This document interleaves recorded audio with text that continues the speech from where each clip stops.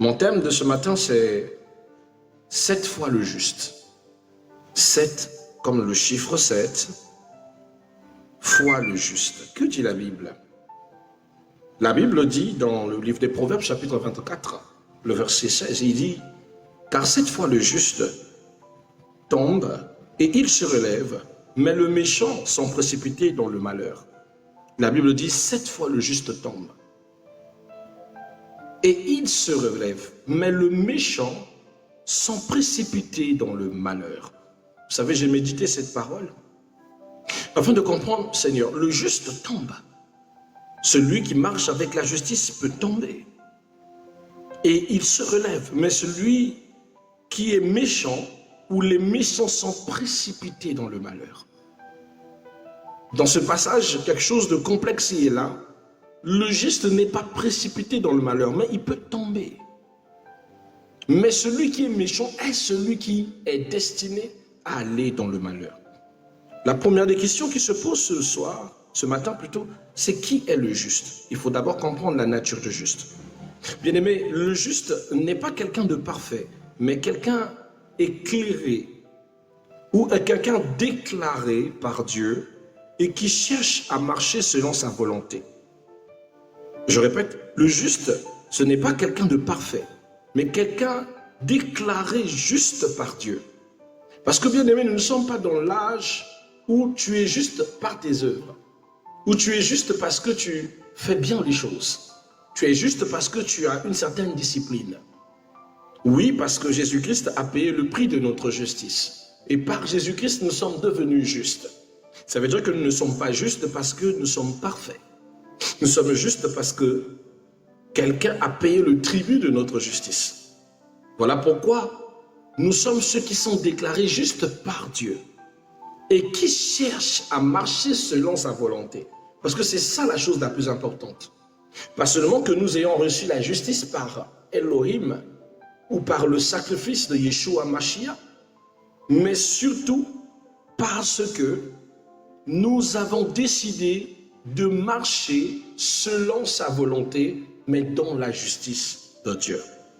Romains chapitre 3, verset 23 à verset 24, je vais prendre une partie, il dit ceci. Déjà au verset 23, il dit « Tous ont péché, sont privés de sa gloire ». Dans le verset 24, il nous dit que tout péché, mais sont justifiés gratuitement par sa grâce. Mais pourtant, tous ont péché, sont d'abord privés de sa grâce, mais à cause de Jésus, une justice nous est accordée. Donc normalement, à cause du péché, la gloire doit être bannie. Voilà pourquoi le juste, le méchant sont précipités dans le malheur, parce que leurs actions engendreront leur réaction. Mais cependant, ce qui concerne ceux qui sont en Christ et ancrés en Christ, bien qu'ils ont péché, mais parce qu'ils vivent selon la volonté de Dieu, ils sont justes et bénéficient de la grâce, de la gratuité de la grâce. C'est quoi le juste? On dit le juste peut tomber. Tomber dans toutes les manières. Ça veut dire qu'il peut faillir, il peut échouer, mais il ne restera jamais à terre. Je le répète et je le dirai toujours, vous avez un Dieu qui ne vous aime pas parce que vous êtes parfait. Non. Jésus n'est pas mort sur la croix parce que vous faites des efforts de sainteté. Pas du tout. Jésus sait que vous êtes pécheurs. Il sait que nous commettons des erreurs. Il sait que nous ne sommes pas parfaits. Il sait que nous sommes souvent liés à nos intérêts, à nos envies, à des choses qui sont de fois déplorables. Mais ce que Jésus attend de nous, c'est que nos défauts ne soient pas la fatalité de notre vie, mais que ça soit plutôt une motivation de devenir meilleur et de croire par la justice de Dieu que nous pouvons faire la volonté de Dieu et que nos péchés sont effacés par lui lorsque nous confions sur la volonté de Dieu. Ça veut dire que Jésus nous dit que vous n'avez plus besoin d'efforts pour fuir le péché, mais plutôt de vous confier en lui et de faire la volonté de son Père, tout simplement. Alléluia. Alors, que signifie donc le chiffre 7? Le chiffre 7 dans la Bible, c'est un chiffre qui représente la plénitude. l'accomplissement, la répétition complète. Cette fois signifie peut-être le nombre de chutes. Dieu accorde toujours une grâce de se relever. Parce que la Bible dit que cette fois le juste tombera. Donc même si le juste tombe cette fois, même s'il pêche cette fois, même s'il faillit cette fois, même s'il échoue cette fois, il se relèvera.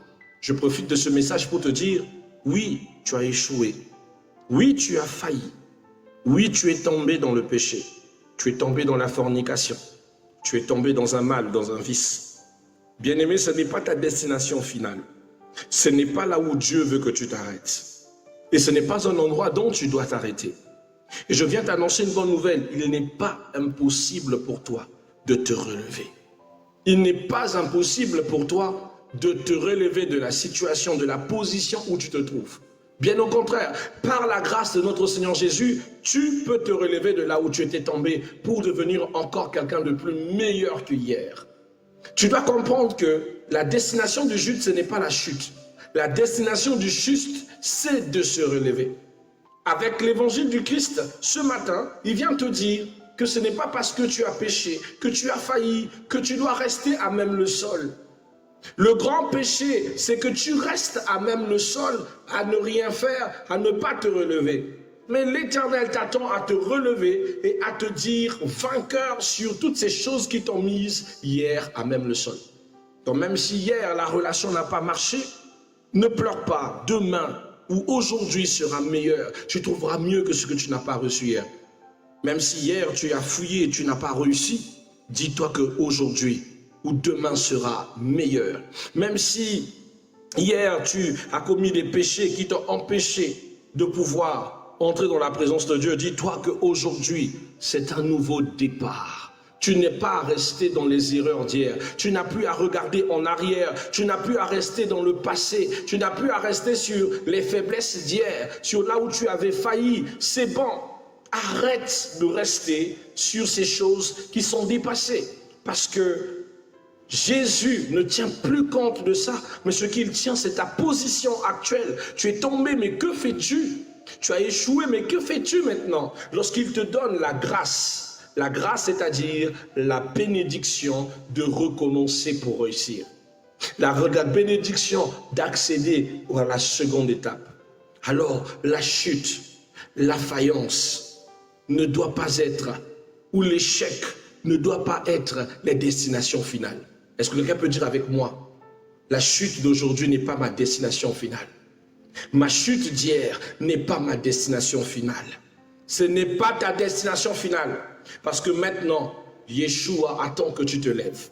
Il attend que tu prends le courage et que tu avances. C'est ça le mystère de la grâce. C'est que oui, nous étions hier ceux qu'ils ont critiqués. Nous étions hier ceux qu'ils ont insultés. Mais aujourd'hui, c'est un nouveau jour, un nouveau départ, une nouvelle vie. Je dois me lever, je dois me battre, je dois bâtir. Je suis destiné à briller, je suis une étoile. Je suis destiné à avoir un nombre de mains prometteur. Parce que tu es un béni de Dieu. Tu ne dois pas t'accrocher sur les échecs d'hier. Oui, même si ça fait 7 fois. La Bible parle d'Élie, le prophète, qui a prié 7 fois avant la pluie. 7 fois ne veut pas dire que tu es destiné à un échec constant. Papa, beaucoup d'hommes ne m'aiment pas. Si je commence une relation, la relation s'arrête. Que je commence quelque chose, la chose se termine toujours très mal. Bien-aimé, s'il faut que 7 hommes te quittent, pour qu'il y ait un 8e qui t'est prédestiné, cela sera le plan de Dieu. Tu ne dois pas baisser ton estime, tu ne dois pas perdre ta valeur, tu ne dois pas pleurer pour ceux qui sont partis, ils ne sont pas dans le plan de Dieu, mais reste focalisé sur une seule chose. Dieu a promis quelque chose d'important dans ta vie et cela t'arrivera. Peu importe le temps, peu importe la saison, tu ne dois pas rester face contre terre, tu dois te relever. Car la position de la chute éternelle est la position du méchant. Si tu marches selon la volonté de Dieu, alors cette nouvelle est à toi. Tu te relèveras. Tu te relèveras. Amen. Car peu importe le nombre de chutes Dieu accorde toujours la grâce de se relever. Alors, quelles sont les différentes chutes du juste? Quelles sont les différentes chutes qui arrivent au juste? Le juste peut tomber de différentes manières. La première chute, elle est spirituelle. C'est-à-dire, c'est lié à un relâchement spirituel, un relâchement de la prière, un éloignement avec Dieu. Exemple, David, lorsqu'il est tombé dans l'adultère et le meurtre, dans 2 Samuel chapitre 11, il a chuté. Bien-aimé, ça arrive à tout le monde. Il faut que tu entendes que ça arrive à un moment donné de relâcher dans la prière, un moment de se sentir un peu loin. Mais ça ne doit pas te permettre de rester dans cette position. Parce que dans cette position, tu es une proie pour Satan. Dans cette position, tu es une proie pour le mal. Relève ta tête et avance. Relève ta tête et reprends la vie de prière. Relève ta tête et rééquilibre tes temps de lecture. Relève ta tête et rééquilibre ton temps de méditation.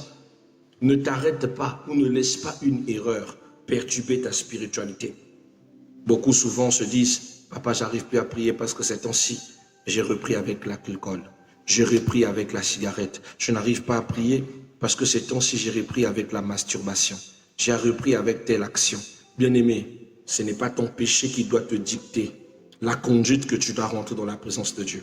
J'ai envie de te dire ceci. Jésus est la mère de Siloé. Il est la mère de Siloé. Ça veut dire ceci. C'est que en priant, en entrant dans sa présence, tu te mets dans les dispositions pour redevenir fort. Ta chute ne doit pas te mettre à distance. Bien au contraire, plus tu tombes, avance auprès de lui. Parce que nous ne devenons pas parfaits par nos propres œuvres. C'est lui qui nous parfait. Jésus est le mât du forgeron. C'est en se mettant à sa disposition, en laissant à ce que nous soyons frappés par le mât du forgeron, nous devenons parfaits. Nous prenons la bonne forme, nous prenons la bonne disposition. Alors ne quitte pas la présence du Seigneur, reste dans sa présence pour que tu aies la bonne forme, la bonne taille. Tes erreurs ne doivent pas t'éloigner du Christ. Tes péchés ne doivent pas t'éloigner du Christ. Tes manquements ne doivent pas t'éloigner du Christ. Bien au contraire, approche-toi encore, avance-toi encore. La Bible dit, si vous approchez de moi, je me rapprocherai de vous. Le Seigneur est là et tout ce qu'il veut, c'est que tu remets dans ton esprit le fait de comprendre que ce n'est pas parce que tu as péché qu'il s'éloigne de toi. Pas du tout. Bien au contraire. La Bible dit, venez à moi, vous tous qui êtes chargés et fatigués, je vous donnerai du repos.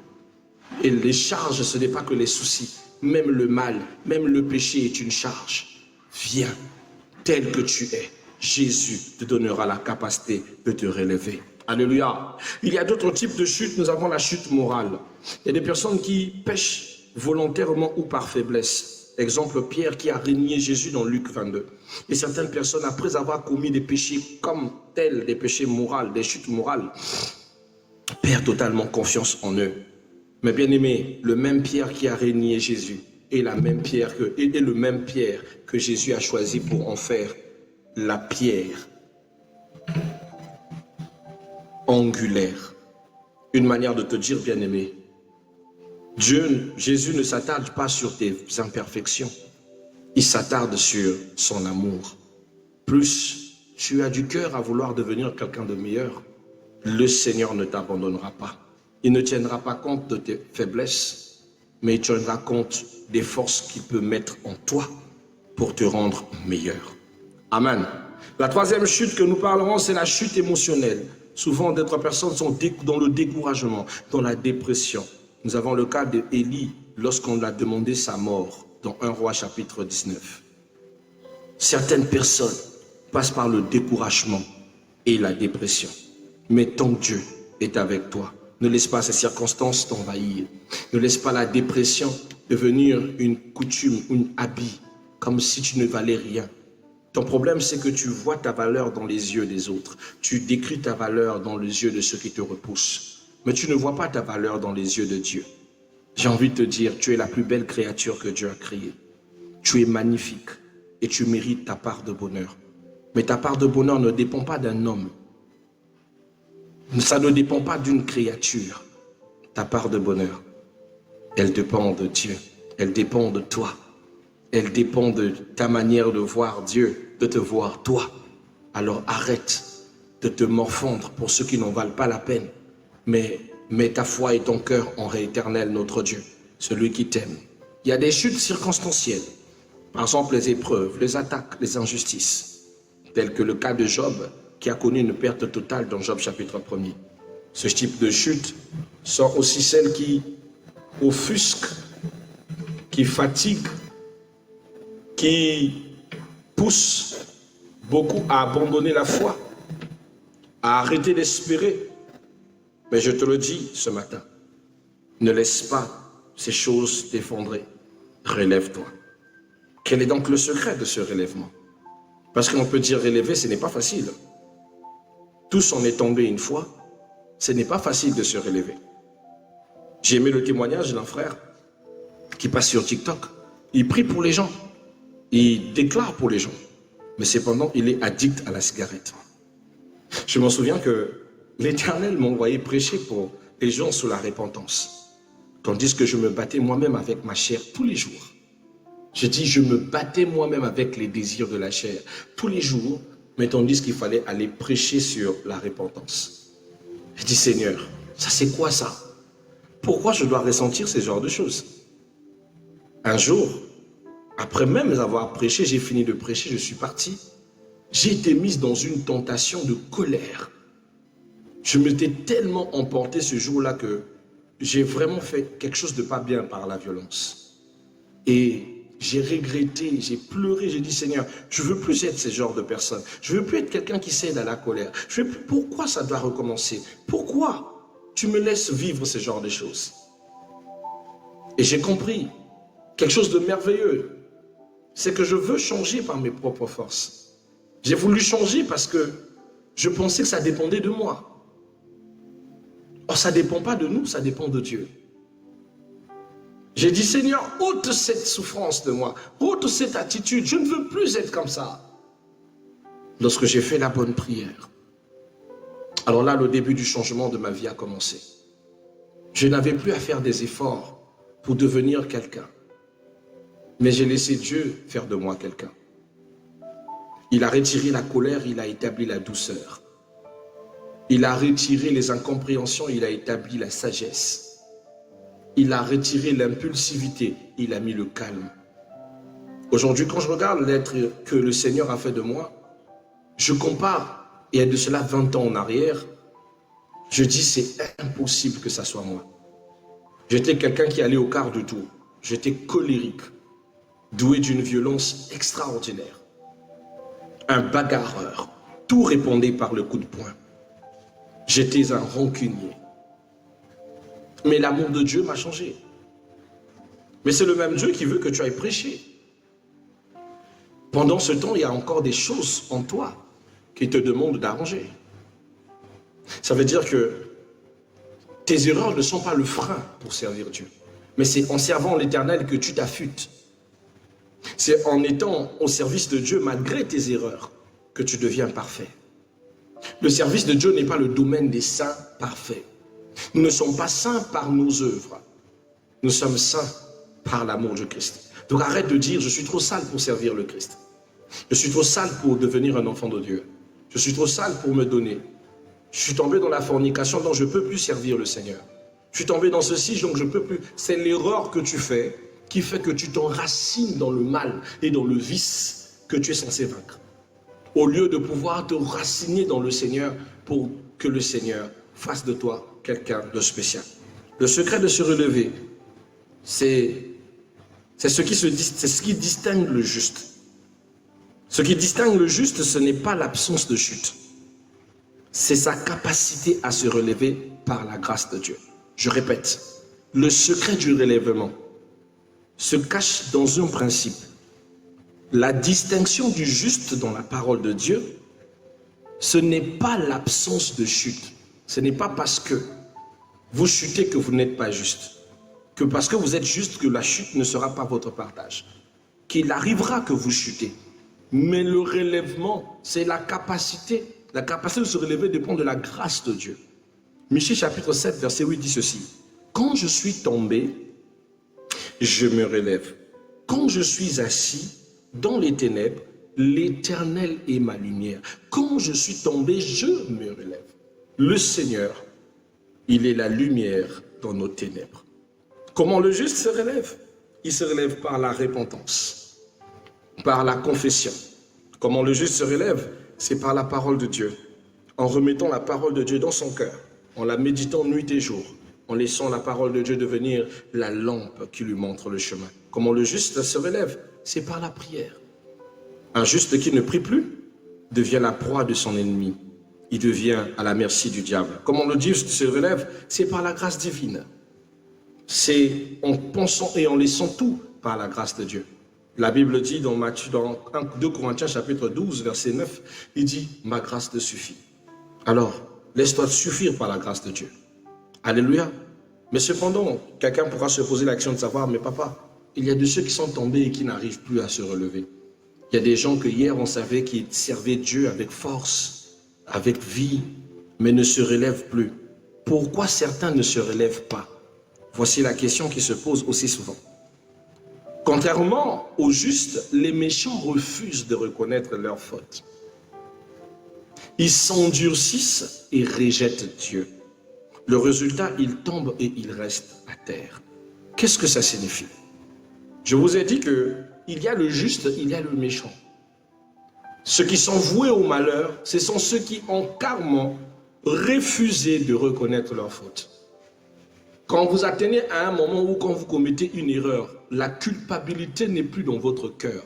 Vous avez passé le cap du juste au méchant. Je répète, je tiens à répéter.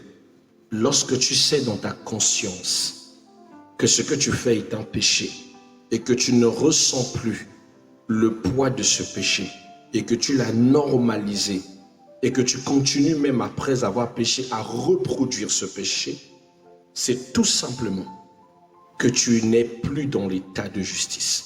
Tu es devenu un méchant parce que tu as cessé de reconnaître tes torts. C'est un état très dangereux. Ne laissez pas votre conscience ou le diable retirer la culpabilité d'un mal causé.